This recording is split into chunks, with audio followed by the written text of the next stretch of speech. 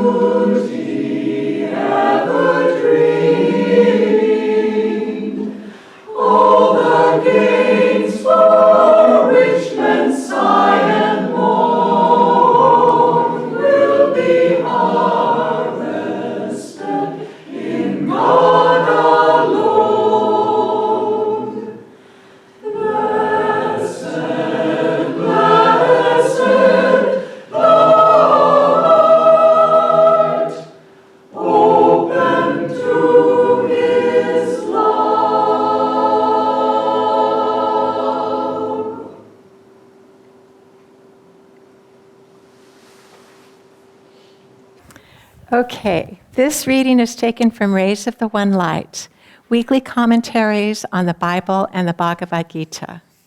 This is week 23, and the title is Why Do Devotees Fall? Oh, let me change, phew. Thank you. Week 24, How do Devotees Rise?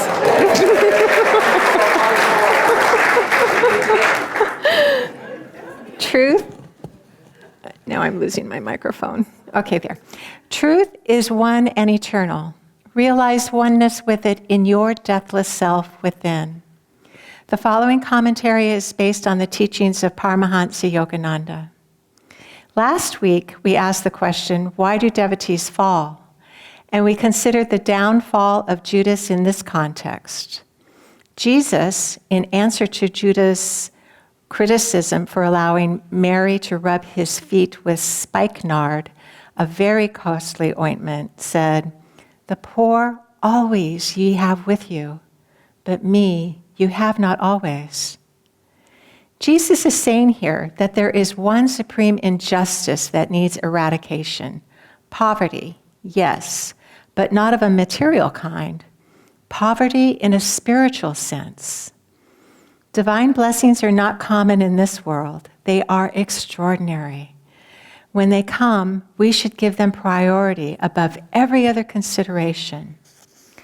Never allow a moment of inner joy, for instance, to be set aside for lesser duties. Divine attunement is our highest priority, As Lahiri Mahashaya, the guru of Yogananda's guru, said, to listen to the heart's inner sound, Om, which issues from the very center of our being, is man's highest duty.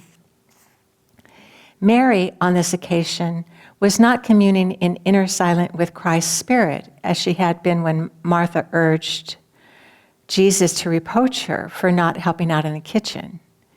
Mary this time was serving outwardly, but in a different spirit from the restless fussing for which Jesus had reprimanded her sister Martha. Those who see a radical difference between the paths of action and meditation should understand this distinction. To serve in the right spirit is necessary, for only thereby can we overcome our karmic tendencies toward restless activity. The important thing is that that spirit be always inwardly focused, that in everything we do, we act in loving service to the Lord.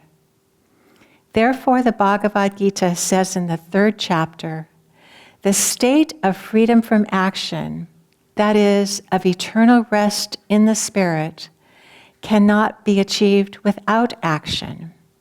No one, by mere renunciation and outward non-involvement, can attain perfection. Whenever the Spirit of God descends upon you, however, remember the words of Jesus, me ye have not always with you. Thus, through Holy Scripture, God has spoken to mankind. Om, Om, Om.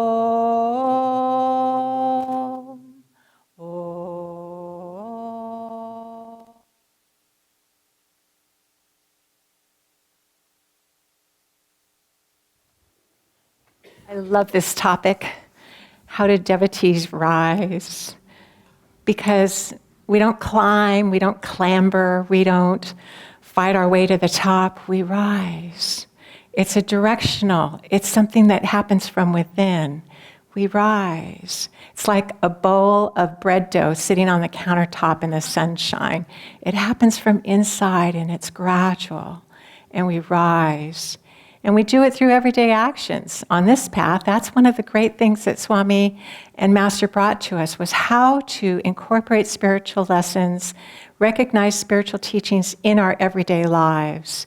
We don't have to go to the Himalayas and sit in a cave completely renouncing the world.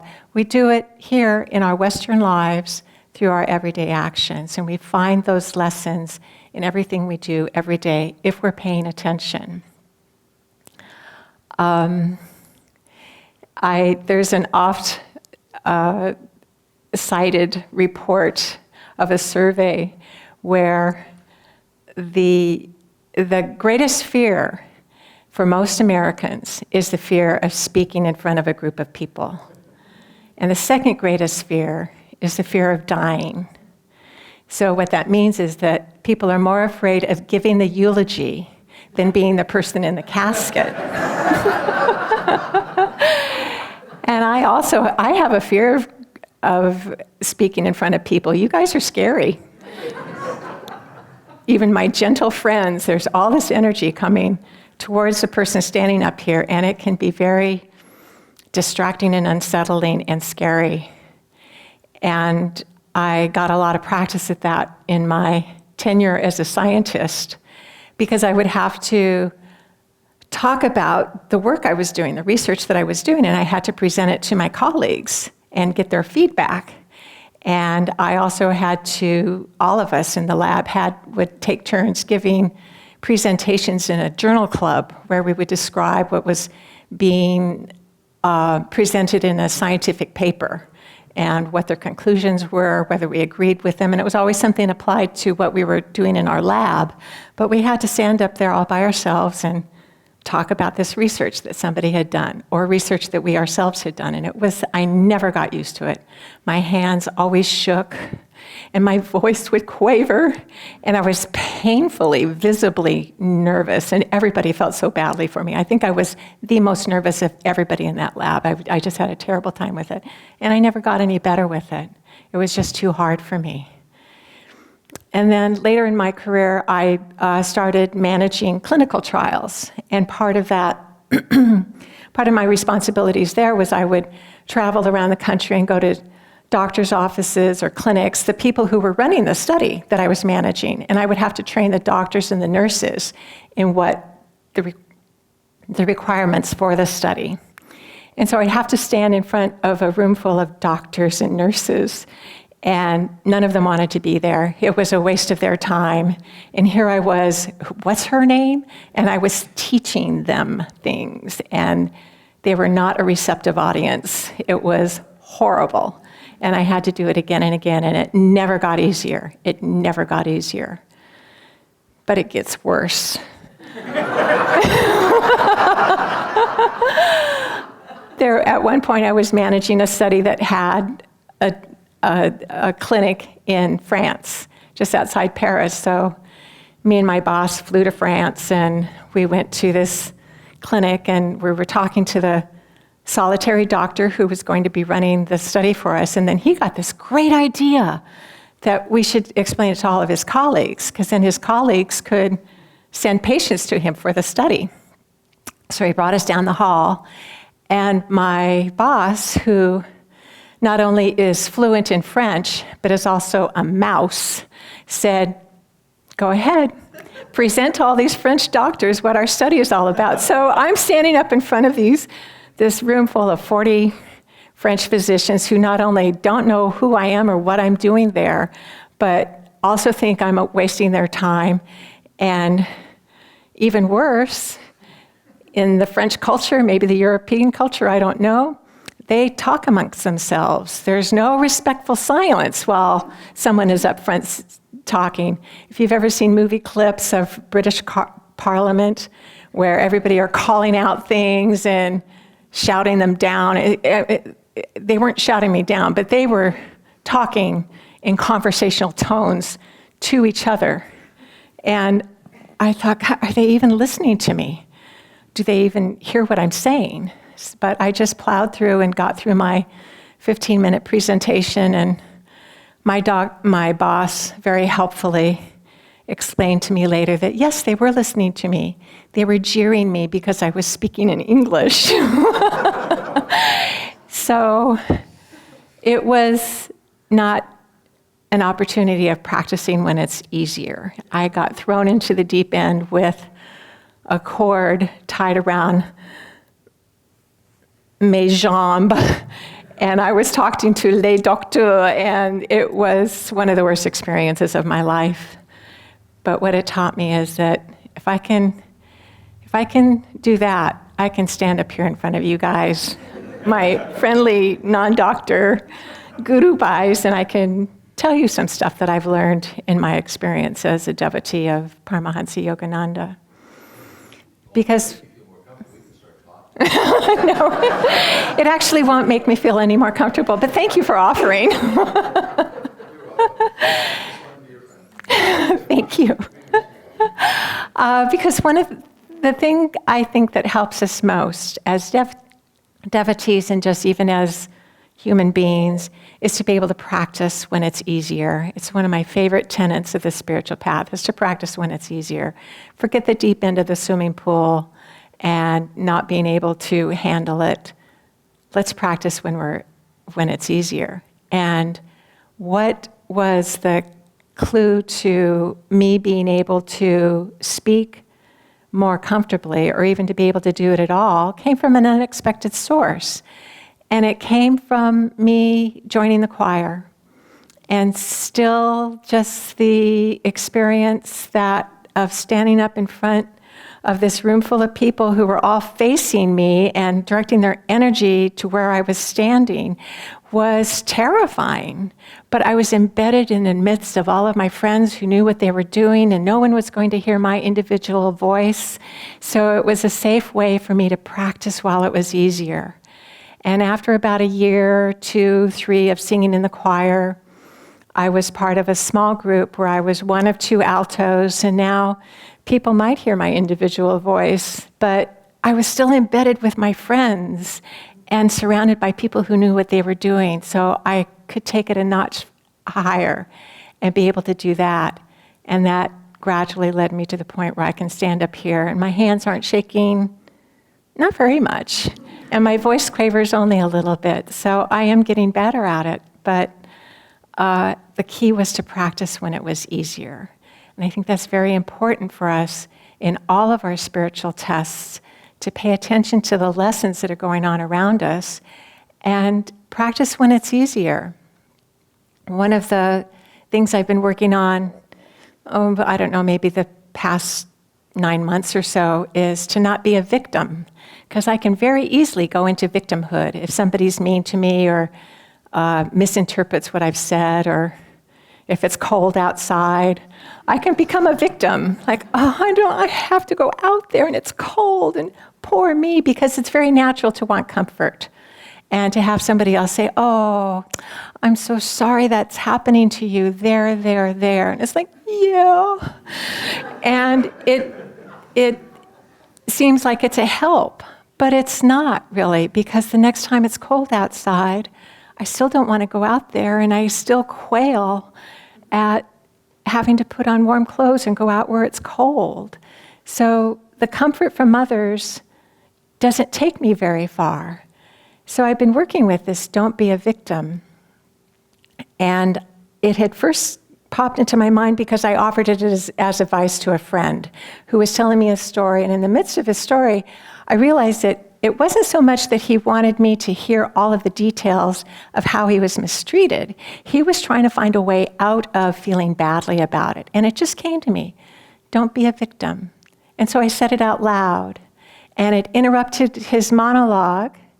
And he thought about it for a moment, and it looked like it helped him, because he did want a way to move forward. He wanted a key as to how he could help him overcome this tendency of being uncomfortable when he was treated that way. And so then when I myself found myself being the victim of a bully, that thought came right to me. And I thought, don't be a victim. And it helped me so much. So I use it in those big instances, but I also use it in the small instances when I don't want to go outside because it's cold, or someone has left a mess in the kitchen and I'm the first one up. And it's like, oh, don't be a victim. It lets me think of solutions. It lets me think of a way to move forward. It raises my energy so that I can rise above the situation and not have it affect me. I can be responsive rather than reactive. So it's a very helpful lesson for me to don't be a victim. I was, there's one of the dogs that lives on the farm on Camino Island. His name is Tulsi, and he's just this fabulous black Labrador. He's just a great dog, and he's a farm dog. He has a job. He protects the farm at night. He knows the boundaries of the farm. He knows who's supposed to be here and who's not, and he keeps the farm safe at night. And he's training Olive, who is a younger dog, so together they patrol the farm and they keep the farm safe at night. And I love these two dogs. They are just adorable. And so whenever I greet them, I say, oh, you guys, hi. Are you happy dogs? Are you the best dogs in the world? And they wag their tail and they squint up at me. And it's just so, so adorable. And I was talking to Zach Abbey, who's the leader at the farm, one of the two leaders. And I was telling him how I loved it when Tulsi would come and he would sit right next to me. And then he would slowly transfer his weight and he would lean against my leg. And I just thought that was so adorable. It was such a nice connection. He was trusting me. It was so companionable. I just loved it. And Zach looked at me with his gentle eyes and he said, I let him get away with that for a little bit. And then I tell him, Tulsi, use your own energy to sit up. And Tulsi shifts his weight and gets on his own sitting bones, and he sits there and he starts watching. And he's scanning and he's making sure that the farm is safe and he's listening. He goes back to being a farm dog. He uses his own energy and he remembers who he is. He remembers what his job is, and it helps him rise. And so now I have another part. Don't be a victim tells me what to avoid. Use my own energy to sit up, helps me to know how to move forward. So it's like the yamas and the niyamas, what to avoid and what to aspire to. And they work together so nicely. There's so many lessons in our everyday lives, and they can come to us from unexpected sources, and they can help us become more who we are. They can help us uncover the gunk that has stuck on us so that our true nature can come out. We can use these lessons and we can rise. We can start to unravel those things that are clinging around our ankles and holding us down, and we can start to rise. So find something that is confining you. Find something that always gets you in trouble with the world. Find something that makes you quail, and make it your mission to start unraveling it so that you can start to rise and work with it from the inside out so that you can stand in front of the waterfall of all of that energy coming towards you, and you can stay in your center and you can rise. Don't be a victim. Use your own energy to sit up straight, and you will find the power of being a devotee and of that rising energy.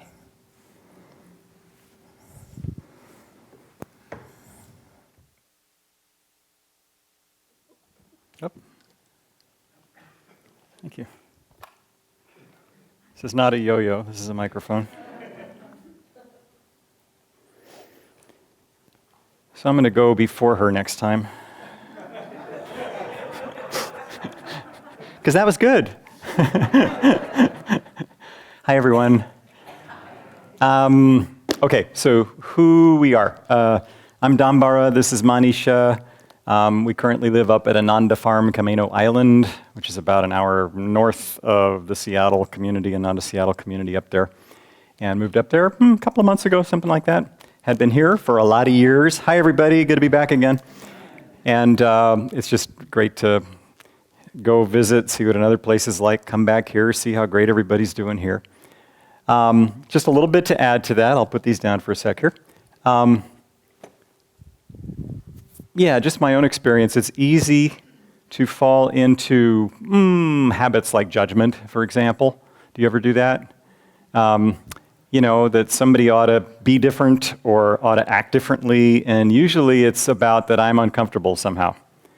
And so the source of this discomfort is much easier to identify as being out there and to wish that that would change and to maybe feel tempted to tell that person that they should change, etc. Now, have you tried that? Does that work very often? So I think that it's important to just recognize in terms of how devotees rise, to pay attention to, what are we talking about, rising? We're talking about the energy that's inside. How do we feel when we feel expectantly joyful, looking forward to eager anticipation to something? We just, it's like Tulsi Dog's just sitting on this, he's just letting the energy be focused here, looking forward, instead of getting kind of caught up in our own story and sort of going down in a spiral. So it's important to just pay attention to that whenever we're getting caught up in a story of some kind that we want somebody to buy into, that's usually not a good direction. Just if I can give you a piece of advice, and if we actually can remember to take it, don't even bother to go there. It's just a waste of time. But we'll practice it and try it out and kind of see it for ourselves. I've just found that whenever I try to give anybody, Virgo sun tends to want to correct people. Don't know why. And my astrologer has advised that it's really smart to apply that to oneself as opposed to other people. So I found that God reminds me of that frequently, because whenever I kind of think it would be a good idea to remind somebody something, it just doesn't go anywhere. It just falls flat, and I just say, oh, that's right. I'm not supposed to do that. So just to pay attention to whenever that kind of energy is sinking a little bit, not going anywhere, and then just bring it back up again. How Devotees Rise is remembering to bring the energy up. And we do that by meditating regularly. Actually, the way we do it if we're totally caught up is just getting energy going. Go exercise. Go take a walk. Breathe deeply. Just kind of change up the energy. Lift it up, focus here, smile a little bit. Go outside. You know, if you're stuck in a place where it's just not going anywhere and you know it's not fun, just say, oh, wait a minute, I'll be right back. And walk outside and breathe deeply and run around a little bit. And then come back. Vajra, you've probably found this true at the community, I would guess, just talking to people there. And then the next thing is serve. Just think of other people instead of getting caught up in our own story. And we do that here a lot, so I'm preaching to the service choir here. But, you know, whenever anybody, Marjorie and others, come and say, hey, we have some opportunities here, just raise your hand just like that and say, yeah, how can I help? And make it something realistic that you actually can do. But you'll just find, if you haven't already, that when you just step in there and do it, move chairs. Chair moving is great. And just help somebody else, and you forget yourself, and it's the best thing in the world. And then meditate. Meditate twice a day, ideally, but at least once a day. Take the time, just like we did earlier, and get quiet, breathe, let your energy just relax inside. Relaxing is a great thing also. But do it consciously, letting the energy withdraw to the inner spine, and then just lift up, focus at the point between the eyebrows. Yogananda said the smartest, most efficient thing we can do is to remember to concentrate here. And by doing that, it's a magnet that just pulls our energy up. And when we can relate to people from that point of view, instead of the, anxiety or fears or worries or any of that downward spiraling stuff, just focus here. And it kind of reminds other people, too, that they have a spiritual eye, a point between the eyebrows. So it's not that we want to stare at that point in somebody else, but just kind of remembering the highest in ourselves and in others, suddenly we find we're relating from that high point of view. And it's just a way, way, way more fun way to relate than kind of sinking down. I'm going to quote one of our friends here, Sri Yukteswar, Yogananda's guru there, because he writes this book, Holy Science, The Holy Science, and if you've ever read it, it's heady stuff. He's a pretty heady guy, very discriminating, very kind of figuring things out. So you wouldn't think that he has a whole lot of heart for stuff. But that's just kind of a surface impression, because down below it, he's totally in God's bliss, like all great masters are. But his nature is just one of kind of an intellectual approach. But the final word in this book, where he goes through deep, deep, deep stuff explaining how the universe was created and all the different layers of how it was created scientifically, and it just kind of boggles your mind. But if you can make it through to the end, the chapter called Conclusion, he quotes an English poet, a little phrase from a longer poem saying, "Love rules the court, the camp, the grove, the men below and saints above, for love is heaven and heaven is love." And he says, the power of love has been beautifully described by the poet in the stanza above. It has been clearly demonstrated in the foregoing pages that he wrote in this book that love is God, not merely as the noblest sentiment of a poet, but as an aphorism of eternal truth. And then he goes on to say, it's been shown how love may be cultivated, how by its culture it attains development, and when developed through this means only, how man can find his spiritual preceptor, through whose favor he again becomes baptized in the holy stream and sacrifices his self before the altar of God, becoming unified with the eternal Father forever and ever. Wow, pretty cool.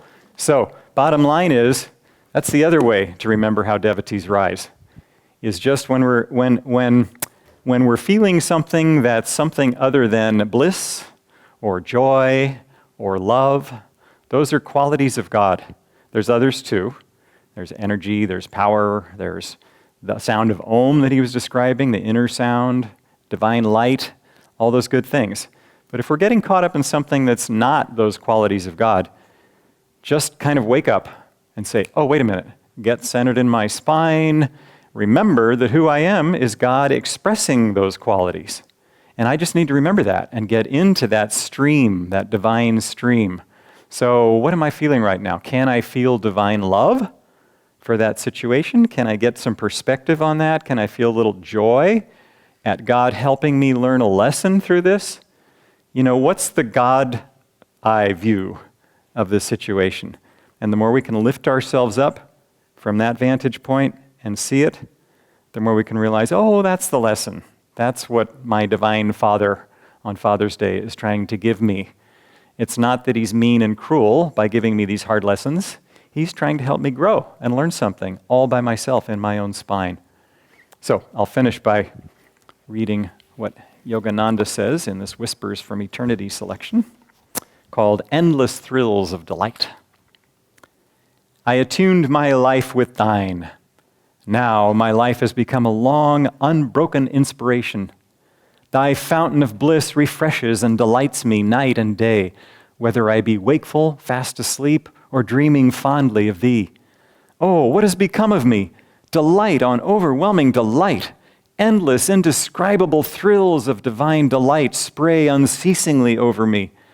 O aged nectar, wine of centuries, I found thee at last, and will taste of thy sweetness forever, forever, forever. So, that's the key. Forever. Just meditate, feel divine bliss, remember that divine bliss in other people. I'll tell you a brief example of Kamala Silva. In fact, there's this thing you've probably seen where you can subscribe free on ananda.org to get these daily emails that tell you what Yogananda was doing on this day in history.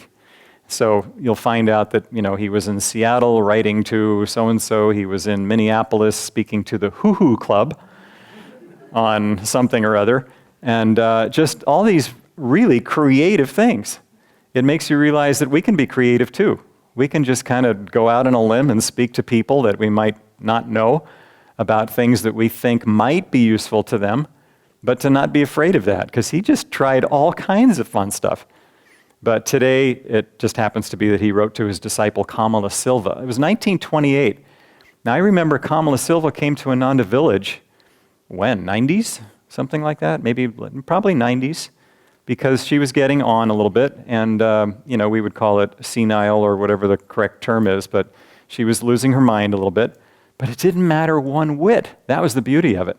Here was this great devotee, direct disciple of Masters, that had been with him since she was a teenager. And, he kind of raised her along with her mother. Both of them were devotees. And then he told her at one point, go out independently and start a center. She started the Oakland Center of back then. And then she went on, she got married, she just kind of had her own life, but always had that connection. So the point is that when we saw her in her later life, she was cared for at Ananda Village for a while. And then when her care was needed to be a little more specific, she went to a home in the East Bay in the San Francisco Bay Area. So we visited her there. I'll tell you one funny thing is that I wrote a card to her once, and I wrote, after the text, I wrote a heart and then an Om symbol. Just a cute little heart and an Om symbol. And so she accepted the card and she read it, and then she said, but who's 03? And then you know how people with, she just kept repeating that. And this is really nice, but who's 03? It was like, okay. And then she wrote the two books that we have out for sale there, The Flawless Mirror, which is just a great book telling of her experiences with Yogananda, and then Priceless Precepts, just a lot of recollections of advice that Yogananda gave. And so I had one of those books that was an original one, and I'd gotten it from book buyers down in the Bay Area. They used bookstore down there that Ananda devotees ran. So it was kind of special, sort of attached to it. But, you want to bring it to the source, right?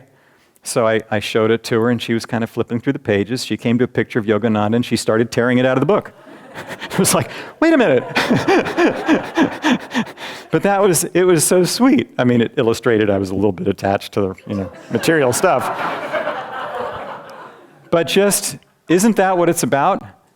It's like we can get caught up in all the words, but just when you see what's really important, God expressing through the guru, God expressing through other people, through the situations in life that are challenging or joyful or whatever they are, it doesn't matter.